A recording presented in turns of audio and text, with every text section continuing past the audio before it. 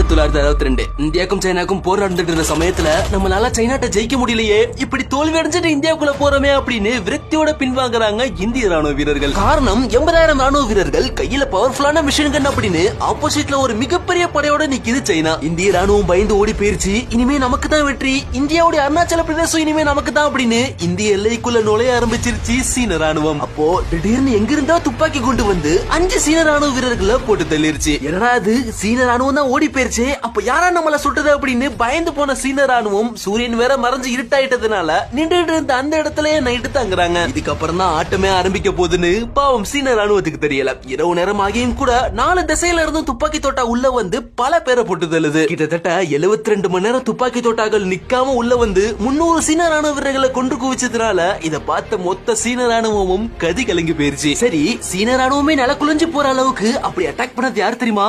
தனி மனிதனான இந்திய ராணுவ வீரர் ஜஸ்வந்த் சிங். இந்திய வரலாற்றிலேயே, ஏன் உலக வரலாற்றிலேயே எந்த ஒரு ராணுவ வீரராலும் செய்ய முடியாத மிகப்பெரிய சாதனை. எதுக்கு ஆயிரக்கணக்கில் வந்த ஒட்டுமொத்த சீன ராணுவத்தையே ஒரு தனியாளா ஒரு இந்திய ராணுவ வீரரா எப்படி சமாளிச்சாரு, எப்படியெல்லாம் சீன ராணுவ வீரர்களை போட்டு தள்ளாரு அப்படின்னு இந்திய ராணுவ வீரர் ஜஸ்வந்த் சிங்குடைய ஒவ்வொரு கடைசி நிமிடத்திலும் என்ன நடந்தது அப்படின்னு இந்திய வரலாற்றுடைய ஒரு மிகப்பெரிய ஹிஸ்டரியை டீட்டெயிலா பார்க்க போறோம். வீடியோவை ஸ்கிப் பண்ணாம கடைசி வரையும் பாருங்க.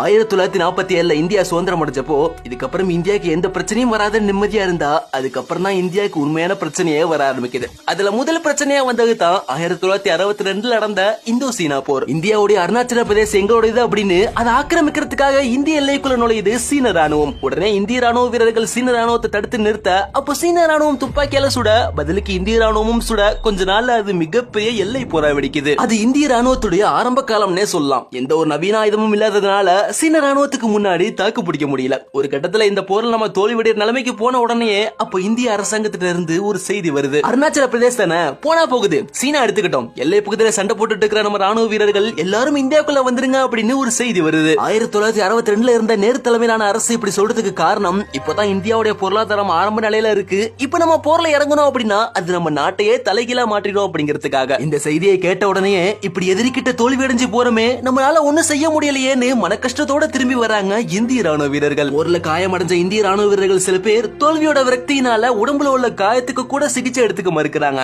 அந்த அளவுக்கு இந்த தோல்வியினால இந்தியாவே கனத்த இதயமா மாறிடுச்சு. போர் நடந்துட்டு இருந்த இடத்துல இருந்து எல்லா இந்திய ராணுவ வீரர்களும் ஊருக்கு திரும்பி வந்துட்டாங்க. ஆனா அவங்களுக்கு தெரியல ஒருத்தரை மட்டும் நம்ம விட்டுட்டு வந்துட்டோம் அப்படின்னு. தவற விட்டுட்டு வந்துட்டாங்கன்னு சொல்றதை விட விருப்பத்தோட விட்டுட்டு வந்திருக்காங்கன்னு சொல்லலாம். புரியல? இந்திய நாட்டை பாதுகாக்கிறதுக்காகவே நான் ராணுவத்துல சேர்ந்தவன். இந்த எதிரிகளுக்காக பயந்து என்னால திரும்பி ஓட முடியாது. என் நாட்டுக்காக இந்த இடத்துக்கு வந்திருக்கேன். ஒரு முடிவோட தான் திரும்பி போவேன்.